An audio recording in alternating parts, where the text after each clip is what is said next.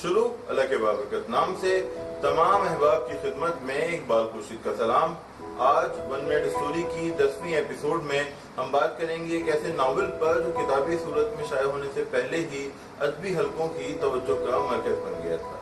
اس کی وجہ تھی اجمل کمال کے معتبر جرید آج میں اس کی اشاعت۔ آج ہمارا موضوع ہے باصلاحیت فکشن نگار اور صحافی رفاقت حیات کا ناول میروا کی راتیں۔ میروا کی راتیں رفاقت حیات کا پہلا ناول ہے۔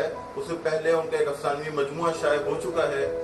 اشاعت کے بعد اس ناول کو ناقدین کی جانب سے مثبت رد عمل ملا۔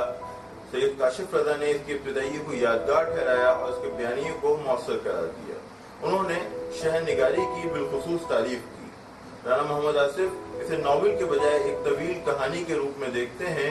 ان کے نزدیک ناول کا مرکزی کردار نذیر، جو زندگی کے بہاؤ میں بہتا چلا جاتا ہے، ایک ناقابل فراموش کردار ہے۔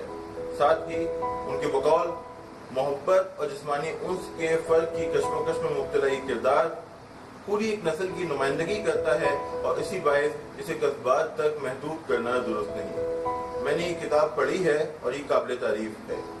7 مئی بروز ہفتہ کراچی پریس کلب میں اس کتاب کی تقریب رونمائی منعقد ہوگی، اور میں یقین رکھتا ہوں کہ وہاں اس ناول کی مزید پرتیں کھلیں گی۔